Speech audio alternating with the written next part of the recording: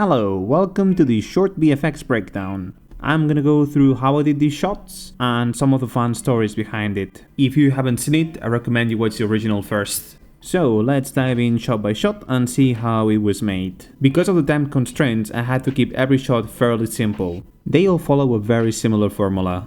First you've got the background or a sky, then you've got the ground or an environment, then you've got the layer of atmospherics and fog that helps fade the horizon, and then we've got the central element of the composition, which is some sort of FX element. The hardest clip to use was the aerial explosion. Early on I knew that I didn't really want a fiery explosion in the sky, so I had to find another use for it. And digging through the AOVs and the XR, I realized that I could easily isolate the smoke from the fire. Now, a smoky explosion was not something I really wanted either, but I thought maybe I could turn this into something more textural. So I decided to see what would happen if I plugged this element into a particle system. Now, the first few frames are not super interesting, but if I let it play for 1,000 frames or so, we get some really cool textures from it. Now I only need to make sure that the texture was stylable, and I imported this into Houdini and used it to displace the geometry together with some ocean spectra. And that's how I did the ground. The next element that we should talk about is the ambient fog. I used this lingering smoke clip, which I placed on a particle system. Add a couple lights and we've got ourselves some pretty decent atmospherics. I lean very heavily on these as they help me tie all the other elements together. On to the next shot. This was a pretty lucky shot, as I was quite happy how the first version turned up. The ring of light around the black hole was a complete accident. I'll show you how I came up with it. I was playing with the concept of a singularity, of having like a really small bright point sucking all the energy into it. So I started by taking the same lingering smoke element that I had used for the fog, I sped it up, and I put it inside a particle system where the particles would decrease in size over time. And with that element pre-rendered, I started playing with the layering. Get a couple copies, rotate them around a bit, time offset them, and add some shrill so it will look like the smoke is rotating as it's being sucked in. And with the smoke puffs animated, I added some core light to the center of the singularity, and then I layered it on top of the sky. Oh, this is where the fun begins. So, I was playing with some distortion, with the idea of making the point really small, but I realized that if instead of distorting based on the gradient, I rotated it 90 degrees, I would get this really cool ring of light, which was completely unexpected, but welcome nonetheless.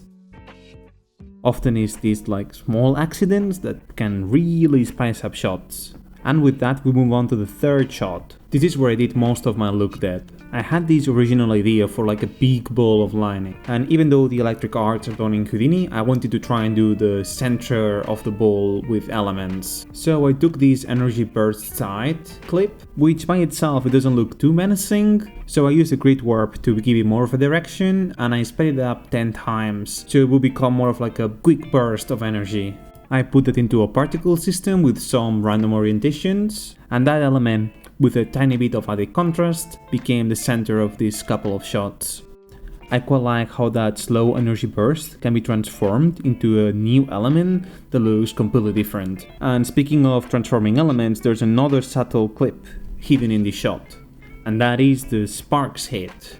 Now, this sparks hit is facing front, which is not really what we need because I wanted to add this on the lining impacts. So what I did was use some rotos to select some shapes, like cone shapes, around the element.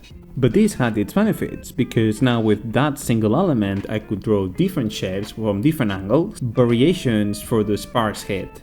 In that way, one element became many. All these spark hits were hand placed, and once timed properly, I added a tiny bit of color correction and glow to help them set into the shot. And that's how this shot was made. Definitely the shot that took longest, as I spent the most time of a day.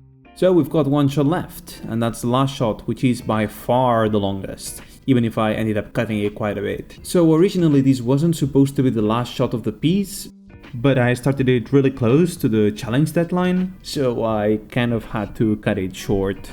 From the very beginning, I knew there had to be some fire.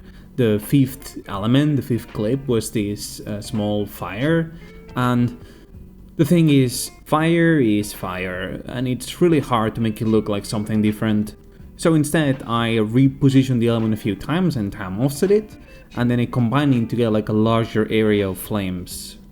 This line of fire could go into cards, and then I would animate them in Y, like rising up from the ground, and I would like hold them out by the floor, so it would seem like the fire is spreading or like new flames are starting out. Add some color correction and the right of focus, and we've got ourselves some fire. I did the same for the foreground, so I would have like 3 layers of flames, like on the background, on the foreground, and on the midground. For the midground, I also use an extra element of fire. This is from the ground fire collection, and it would help tie everything together and add some variation.